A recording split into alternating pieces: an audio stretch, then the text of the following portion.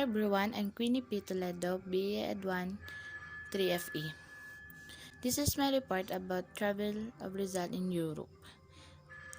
First, in Switzerland, Dr. Jose Rizal has been prominent man and a noble hero of the Philippine history, not because he helped the country to battle with spear and swords, but for the reason of using words to wake the sleeping minds of the people that this country has been enslaved for a long time. He became one of the best models for combat, especially for people who hate obedience. Rizal was the inspiration for everyone. To accomplish his task, he went overseas to study in one of the countries he settled for some time was in Switzerland, where he met Maximo Viola, whom in sa Filipino owed the gratitude of Noli Me Tangere. Viola became a companion to Rizal when he was at Swiss, and the reason why he chose the country other than any bigger and more progressive ones was the rainfall. After some time, Rizal decided to visit as the travel suggests Europe has been a big help for Dr. Jose Rizal to become a national hero in Switzerland. Especially Maximo Viola earned the best support without the country effort.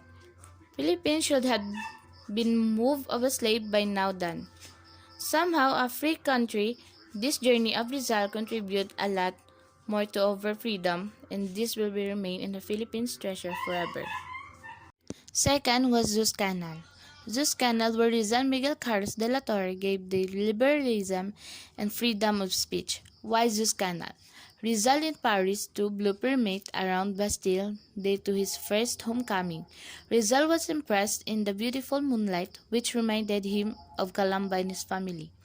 Zeus Canal, which built by Ferdinand de Lesseps, where is the French diplomat engineer, which was inaugurated on November 17, 1869.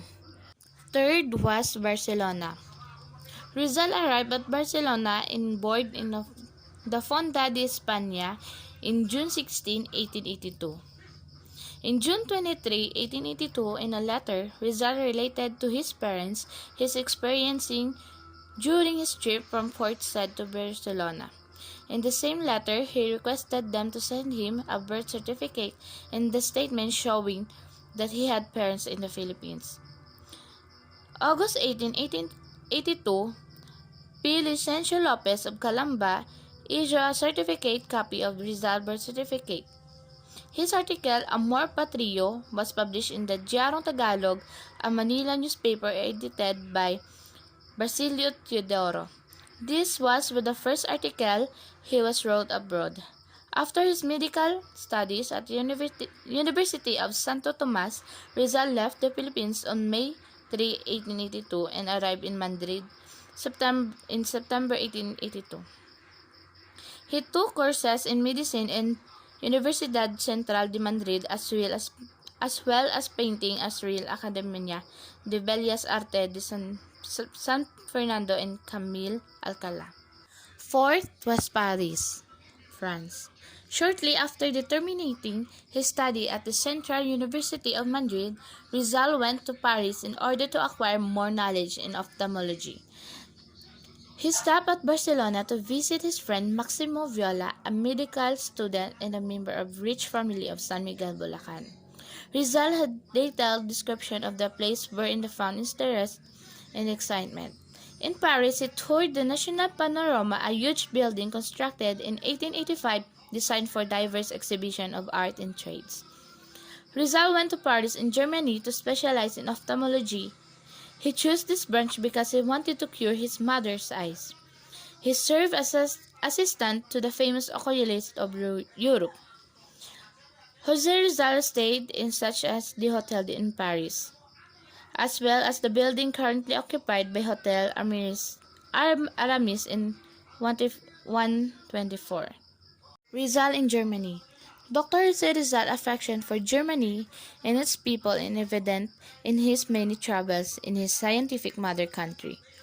For more than a year, he moved from city to city, admiring the beauty of the city along the banks of the Rhine and immersing in many intellectual pursuits in other parts of the country.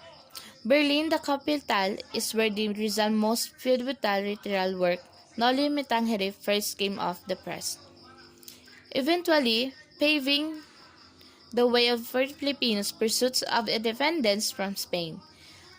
This year, in celebration of 156 years of our national hero's birth, the Philippine Embassy in Berlin launched an illustrated map called Rizal in Germany. The map retraces Rizal's journey through the country from February 1886 to May 1897. Rizal in London. After visiting the United States, Rizal lived in London from May 1888 to March 1889. Rizal chose the English city to be his new home. London was a safe place for me to carry on my fight against Spanish. He wrote articles for the La Solidaridad and letters for his family and friends.